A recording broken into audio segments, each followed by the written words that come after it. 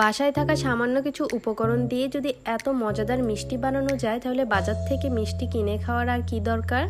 চলুন তাহলে ভিডিওটি না টেনে সম্পূর্ণ দেখে আসি। শুরুতেই আমি গরুর তরল 1 লিটার দুধ নিয়ে নিয়েছি। আমি আজকে গরুর দুধ থেকে ছানা কাটিয়ে দেখাবো আপনাদের, আর এই ছানা দিয়ে মিষ্টি বানানোর প্রসেসগুলো দেখিয়ে দেব। চুলোর আঁচ একদম লো রেখে একটি বাটিতে আমি 2 চামচ পানি আর 2 চামচ ভিনেগার নিয়ে চামচের সাহায্যে ফেটে নিয়ে এভাবে দুধের মধ্যে ঢেলে দেব।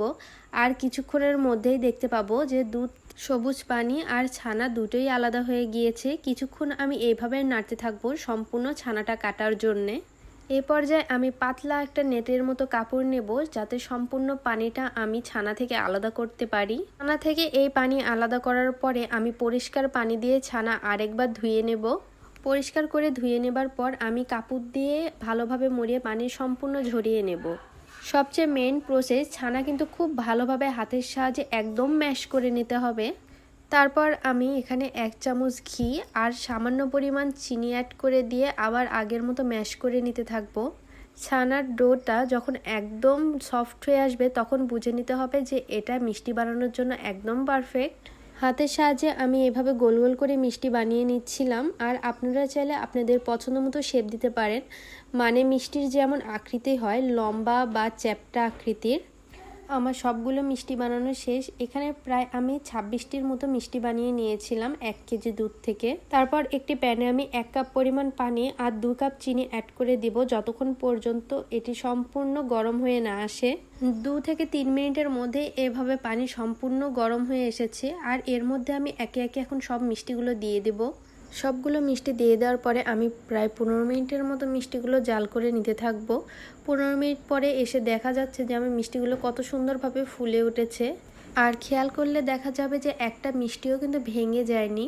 মিষ্টির মধ্যে থেকে কিন্তু আমি শিরাগুলো একটুও উঠাবো না, এই জন্য এরকম নেটের খুন্তি দিয়ে আমি সবগুলোই খুব ভালোভাবে আলতোভাবে তুলে নেব, যাতে মিষ্টিও ভেঙে না যায়, আবার এখানে চিনির শিরাটাও উঠে না আসে।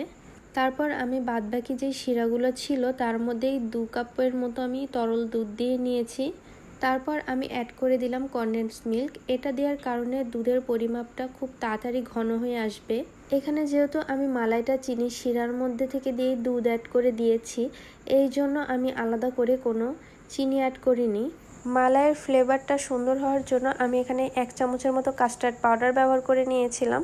এটা সম্পূর্ণই অপশনাল, আপনারা চাইলে স্কিপ করতে পারেন।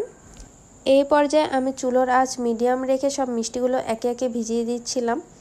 আর যতক্ষণ পর্যন্ত মিষ্টি ভিজিয়ে রাখবেন এর ভিতরে তত সুন্দর রস ঢুকে যাবে আর খেতে অনেক বেশি মজা লাগবে। আমি প্রায় 3 ঘন্টার মতো মিষ্টিগুলো ভিজিয়ে রেখেছিলাম, আর এটা এত বেশি ভিতর থেকে সফট হয়েছিল যে মুখে দিলে গলে যাচ্ছিল। এভাবে মিষ্টি বানিয়ে খেলে বাসার ছোট বড় অনেক বেশি পছন্দ করবে। আজকের ভিডিওটি এ পর্যন্তই। আমার ভিডিওটি কেমন লাগলো অবশ্যই কমেন্ট করে জানাবেন।